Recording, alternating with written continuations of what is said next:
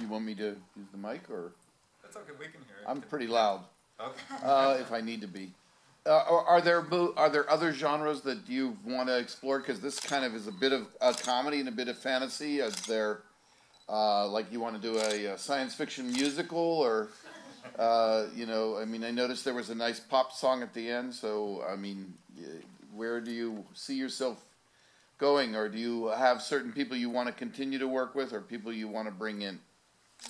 감독님, 그럼 이 작품 같은 경우는 장르 두 가지가 이제 코미디랑 판타지가 좀 섞인 그런 장르 영화라고 볼 수 있는데, 그렇다면 감독님은 다르게 작업을 해보고 싶은 다른 장르의 영화가 있는지, 예를 들어서 뭐 공상과학 뮤지컬을 하고 싶다든지, 아니면 네, 그것과 그리고 이제 앞으로 이제 미래 감독님 작업하실 때 이제 뭐 어떤 사람들과 작업을 하고 싶은지. 우선은 좀 이제 발명을 했으니까 조금 이제 좀 무거운 스릴러나 그리고 개인적으로 슬래셔 무비를 좀 좋아합니다.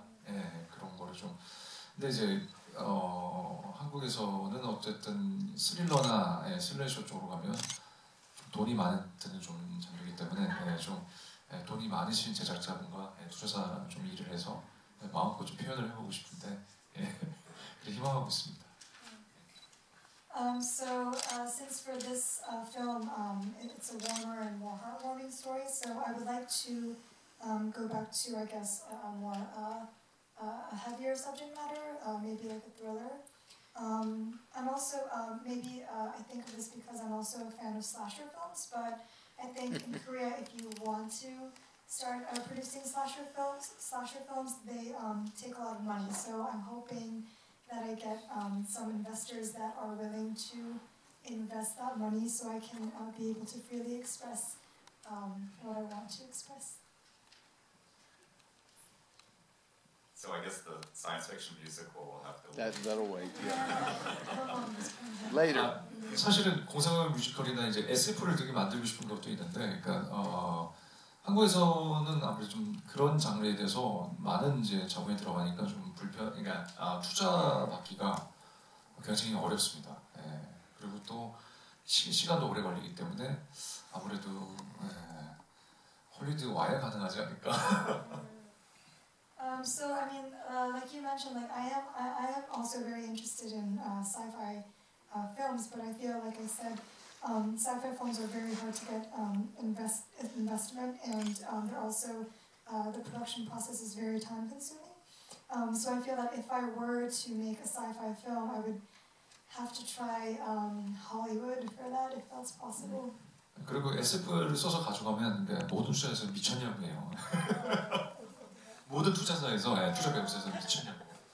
So even if I were to write a sci-fi screenplay, like if I take the screenplays to like any sort of investment company in Korea, they all ask me if I'm crazy. So Bill is a musical. 뮤지컬만 좀 좋아하세요? 뮤지컬도 투자가 안 되는 장르입니다. 한국에서 뮤지컬을 써봐도 뭐 완전히 미쳤냐 정도는 안 되는, 너 좀 그래도 미쳤구나 정도는 덜 미쳤구나 정도는. So I feel that the musical genre is also a genre that's hard to get investment. So I don't think they respond as intensely as when I bring in screenplays for sci-fi films, but they still respond in kind. It's I mean, you're pretty crazy. So. Another question.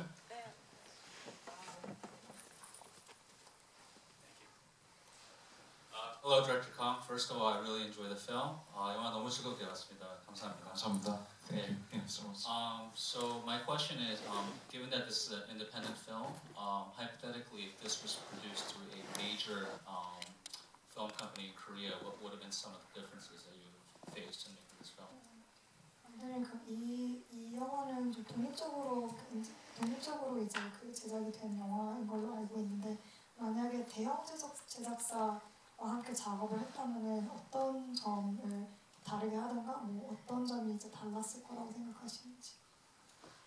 기본적으로 그러니까 지금 영화에는 삭제됐는데, 그러니까 판타지적인 어떤 CG 것들이 굉장히 많았어요. 근데 세상에서 제일 못하는 CG 업체를 연결을 해주더라고요. 네, 그래서 제가 원하는 CG 컷이 하나도 거의 90% 구현되지 못해서 다 삭제될 수밖에 없었습니다. 그리고 뭔가 좀 어떤 천국, 해븐의 어떤 그 장면들도 세트를 좀 지어달라고 했더니 돈이 없다고 해서 대전에 있는 대전에 있는 보건소 빌려서 찍었습니다.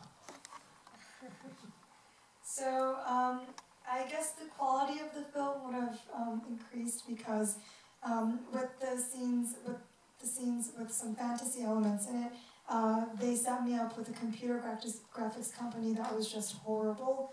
And so that we had to, the first time they worked with us, we had to just throw away like 80-90% of the scenes that they had worked on.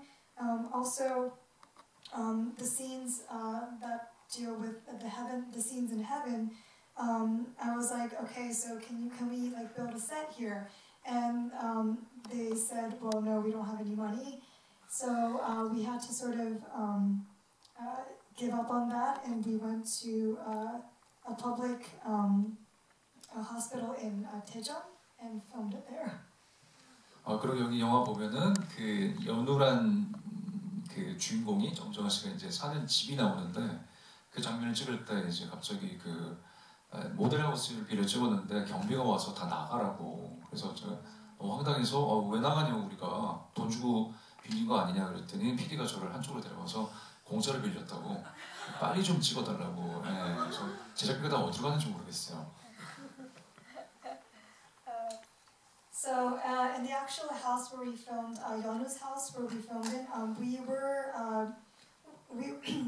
were filming on a model set house, and then like after like a few hours of filming, a security guard came in and was like you guys need to leave, and I was like, that doesn't make any sense. Like we paid for like using the space, but then one of my producers, he sort of like pulled me off to the side and said, actually, we're filming this for free. Like, so we need to film this really fast. So I really don't know where all our production costs went. Like, it was just, it was absurd.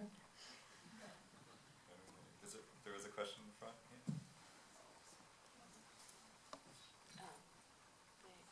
It's a very simple question. In a story, I'll speak in Korean. 처음에 연우가 혼수 상태에서 깨어나서 그 집을 찾아갔었을 때 이제 everything was not turns out to be the real set, and then make me think that it was a nightmare. So 그런데 또 이제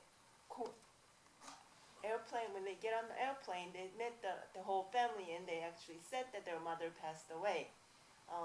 So it's that like I know it's a leave it up to your audience's imagination, but what was your intention when you made those story? Was it actually that happened, or was it a little confusing at the end? So could you phrase that again? 그러니까 처음에 다시 연우가 혼수 상태에서 깨어났을 때는 찾아갔을 때는 집도 아니었고 또 하스피럴에서도 애가 하루도 없었고 병원에서 그랬잖아요.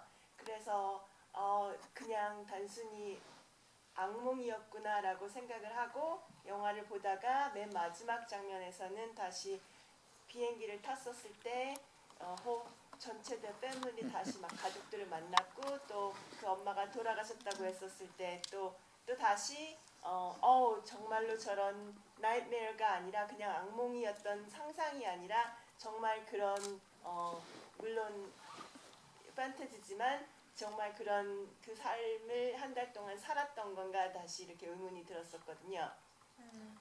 그래서 어떤 걸 의도하셨었는지. So the question was, when you first see the film, it's portrayed as if Yeonu is just waking up from a nightmare, and it was kind of all a dream sequence. But then near the end, when she actually meets the family, and there's the plane ride, and so there's also like a possibility of that being real, like the months she spent with the family. So her question is, she's asking the director which one was his intention of the two.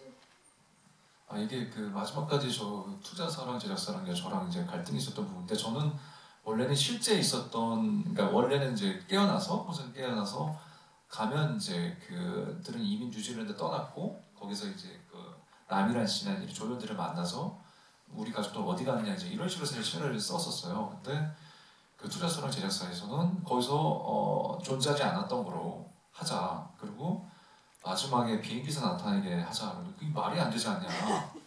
왜 갑자기 나타나냐 그랬더니 관객은 아무도 그걸 궁금해하지 않을 것이다. 그리고 기자들도 궁금해하지 않을 것이다 했는데 이 질문을 진짜 처음 받았어요. 영화 개봉되고 아무도 안 물어봤어요 저한테. 네, 고맙습니다. 근데 저는 그러니까 사실 그래서 지금 현실과 꿈이 혼재되어 있는데 저도 이걸 좀 말로 설명이 안 되는 부분입니다. 근데 저는 사실은 현실로 만들고 싶었던 부분인데 그렇게 이제 관찰하지 못했던 그런 부분입니다.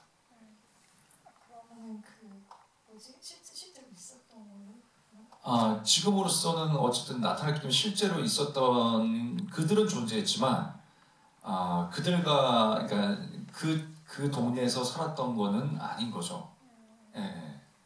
그거는 한마디로 그러니까 그 가족들과 이제 송승헌 씨나 그 가족들 그거는 한마디로 꿈일 수 있고, 예, 그 엄정화 씨의 꿈일 수도 있고, 그 다음에 이제 하지만 그런 가족들은 실제 존재했고, 예, 그런 식으로 할 수 있겠죠. So I feel that well, this is the first time anyone has ever asked me this question, and when I was working with my producers, this was a part where we sort of struggled because I wanted her to wake up and actually like go and look for them, but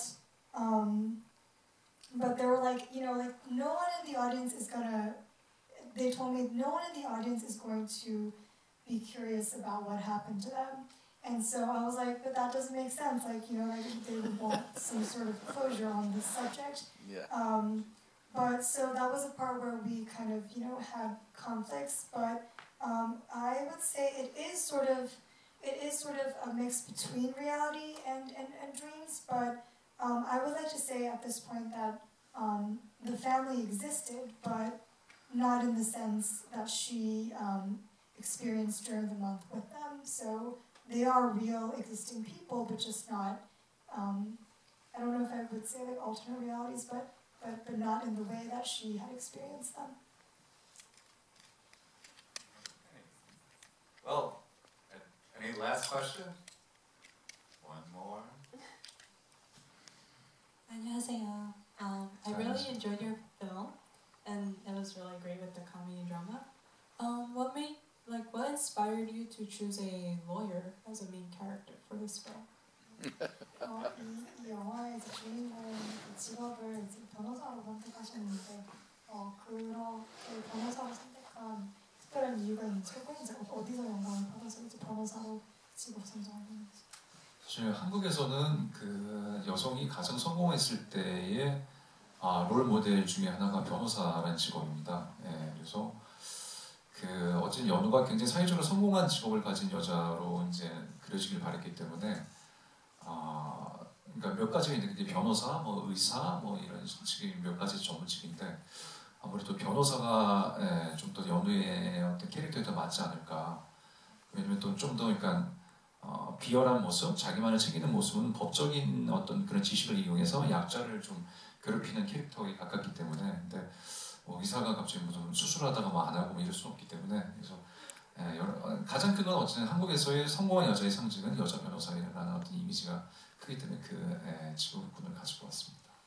I feel like in Korean society right now, the image of a very successful career woman in Korea will probably be a successful lawyer. So that's mainly the reason why I selected the profession that I did. I guess there are a few other choices, like I don't know, like a doctor as well. But I feel like the lawyer was more suitable to express the kind of selfishness or greed that Yeonu has in the beginning.